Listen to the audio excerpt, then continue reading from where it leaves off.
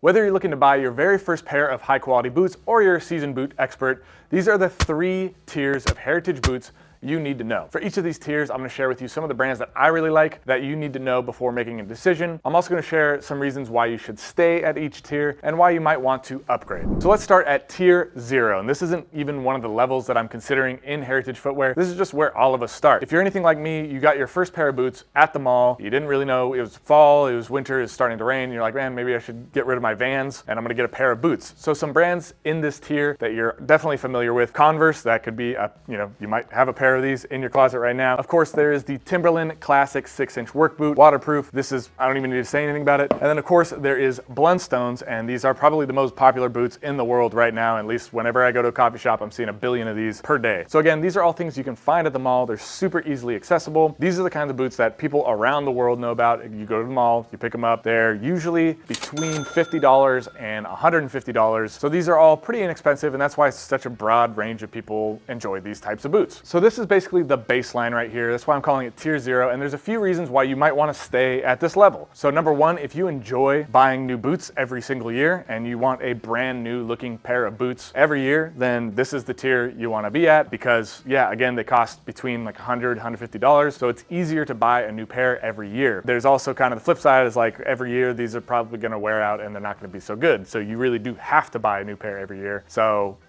keep that in mind. A second reason to stay at this level is if you really don't ever want to spend $200 or more on footwear at all, then you have to stay here because this is what's under $200. Now, if you're at this level and you're thinking about upgrading, there are a few reasons to upgrade. So the first reason to upgrade from tier 0 is if you want something that is recraftable. If you want a boot that you can add a new sole onto, then you definitely have to get something that Timberland, like a cobbler can, but this is a cemented sole construction.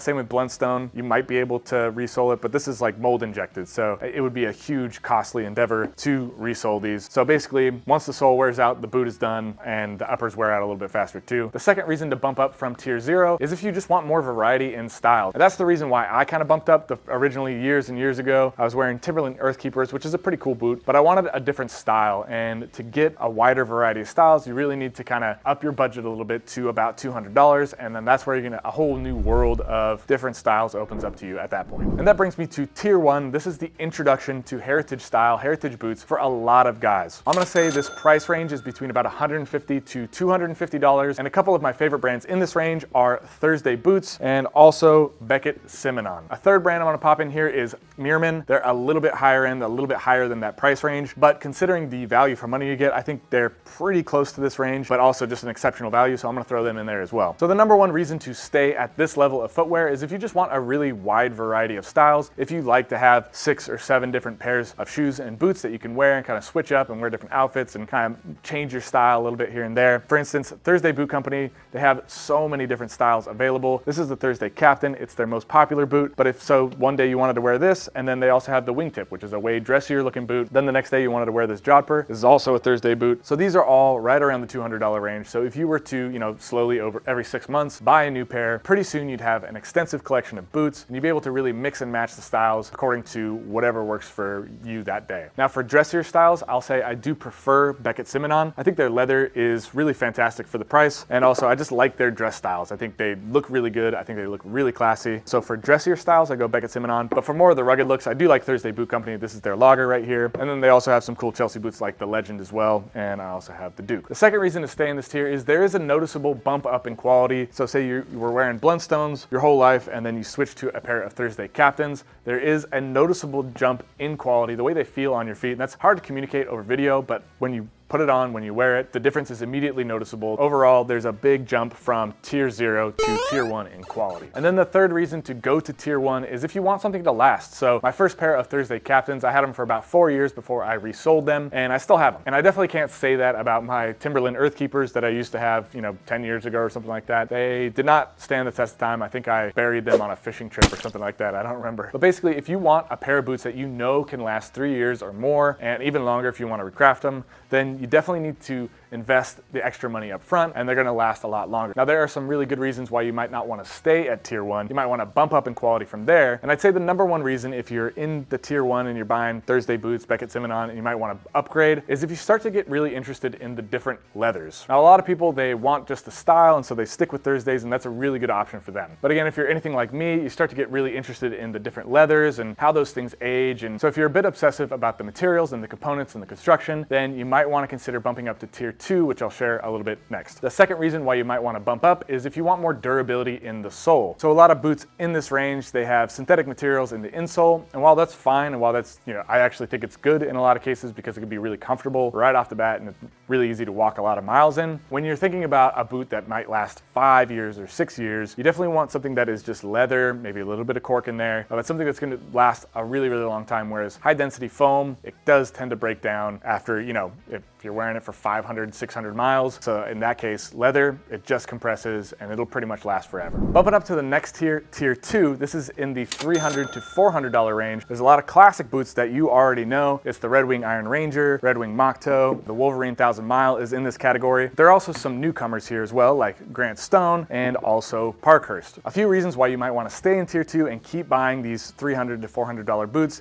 is that all of these brands have special releases. So as you come to appreciate leather more, I know Red Wing's been releasing new leather every quarter. Grant Stone, they regularly put out new leathers, Parkhurst too. So you can satisfy that urge to get a seasonal leather or see how a different type of, maybe a rough out ages, and kind of learn all the nuances of different leathers. You can do that just fine in this level of boots. A second reason to stay at this tier is if you have 2 pairs of these boots, they'll definitely last for 5 years. If you take any sort of care of them, you can swap them out. For me, I probably rotate between about 10 different pairs of boots that I wear at any given moment. So any of these would last for a lifetime because that's just not enough wear to make them break down. Because these boots are so well built, typically they have a leather insole, maybe a little bit of cork filler. A lot of times they're Goodyear welted, but they could also be stitched down constructed. Pretty much the construction methods are the best they can get. Higher end, they're just more refined. So yeah, if you have a couple pairs of these boots, you can expect them to last definitely a decade or more. A third reason why this is just a really good tier to kind of stay in is that if you just really like to see how leather ages, how it goes over time, brands like Red Wing, one thing I really like about Red Wing is that they have the SB Foot Tanning Company. It is their own tannery. So they tan their own leathers. It's fully vertically integrated. And so they come up with their own leathers and then make their own boots with that leather. And I think that's just a really cool thing. And so you have this very unique product right here. And if you want to see how that looks, year 1 or 5 years down the road or 15 years down the road, it's just a really cool process. And a lot of people who buy boots in this $300 to $400 range, they appreciate that. They like to see how a boot ages, how a certain type of leather ages, and that's just a really interesting thing. And a fourth reason to stay at this level is, again, there is another pretty seismic leap in quality from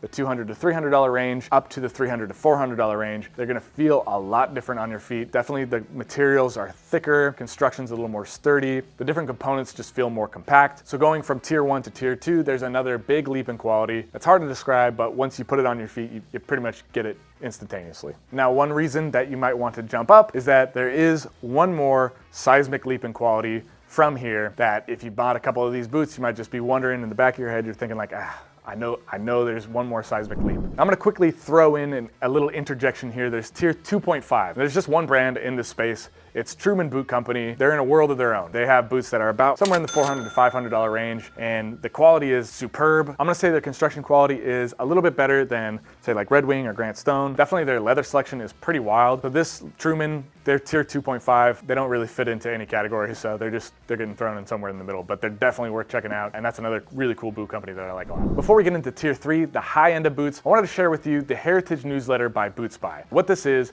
every Thursday we send out a new email that basically we gather all of the most recent stories from around the web, not only from BootSpy, but from other great publications as well. We share those in this email. Plus we put together a bunch of style inspiration as well. So if you're looking for the latest updates and discounts from not only just boot brands, but also from Heritage style brands, then you definitely want to join the Heritage newsletter. The first link in the description below is the sign up link. Once you put your email in there, we'll give you a new email every Thursday so you can stay updated with all things Heritage style. Now we're on to tier 3. This is the final tier, and this is the high end of boots. I think this is the best you can possibly get. And these boots are typically between $500 and $1,000 per pair. Now in this range, you're gonna see a lot of the Pacific Northwest boot makers. You're gonna see Wesco, you're gonna see Viberg. I'm also throwing in Carmina, and I'm also throwing in RM Williams, mainly for their Chelsea boot here. Or if you're looking for a pair of work boots, I really like JK in this range. And then there's also like NYX is another brand in here where they're doing some more style forward things. in this range that are also really interesting. A great reason to buy in this range is this is pretty much the last leap in quality. This is as good as it gets. If you look at the Viberg Service boot, this is just the best a boot can get. Don't know how else to put it. The leather is superb. These are the best leathers in the world. The stitch down construction is absolutely phenomenal. And then the finishing touches are, there's no other brand that does it as good as this. Now again, this is kind of the higher end. Like a pair of Vibergs can cost anywhere between $800 to $900 just for kind of a regular leather. If you get a really high-end leather, it goes over $1,000. Same's true for like Westco. This is a really original shape. It's a unique boot. It has top quality. This is Horween Chrome Excel leather. So it's really phenomenal all around. So if you really want the best possible boot, well then tier 3 boots, that's where you're gonna have to go. A second reason to shop in tier 3 is because there's tons of limited releases. So almost all of these brands come out with a new style at least once a quarter. I know Viberg, they come out with like 6 or 7 new styles a quarter. They kind of change all the different leathers but keep the same shapes. So you're never gonna be running out of new boots to get. There's always gonna be something new, something interesting, and something that you know is gonna last a really long time. Third reason is I'm gonna say at this level, these boots are going to last forever unless you just get one pair and just trash it. But if you're gonna spend $800 on a pair of boots, I'm assuming you got multiple boots, I really do think these are just gonna last forever. Now I do have some reasons against tier 3. And so for instance, while you have the Viberg Service boot, it's like the best built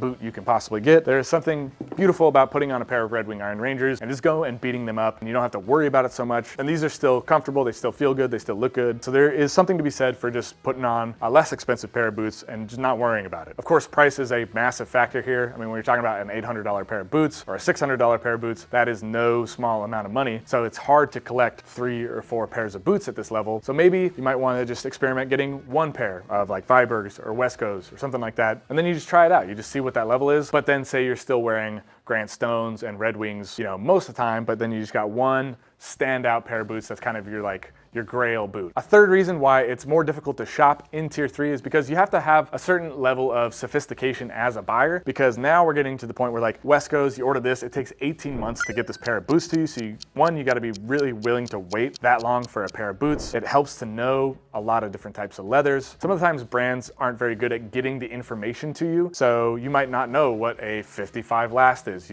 That might mean nothing to you. So at tier 3, there is a certain amount of knowledge that really helps when you're buying a pair of boots. Tier 4, the final frontier of boots, this is where you start getting it. The price really varies. They could be $500, they could be $1,500. There's a lot more variance in the price here, but you really have to be a sophisticated buyer. You have to make sure you're doing your research, because a lot of times this could be shopping with the Indonesian boot makers where you're just WhatsApping a guy and it's just one guy and he's hand building this pair of boots for you. And so you need to provide this person with the information of like, this is the type of leather that I want. This is the exact size of my foot. Before you get into the final level of heritage footwear, you really have to know a ton about your own feet and what you like, because you're going to be basically calling the shots in this level, because these are essentially bespoke boots or custom made boots just for you. Some good reasons to go with this high level of customization is, one, if you just like the thrill of the chase and getting a new pair of boots and just WhatsApping some random guy in Indonesia and then going back and forth and explaining everything you want from the leathers, you know, if that's you, then this is the way to go. A second reason is if you have a special interest in a particular type of leather and a particular style and construction, that sometimes you just have to get a boot custom made. And so this is the only way to go in a lot of those cases. And people come out with some awesome combinations and some fantastic results. I gotta say, I have not personally done any custom order boots or anything like that. So I don't have any brands that I can recommend at this level, although there are a lot of Indonesian boot makers and you can find a lot of information about them if that's something that interests you. Now, if you wanna see my favorite boots right now, then check out this video right here.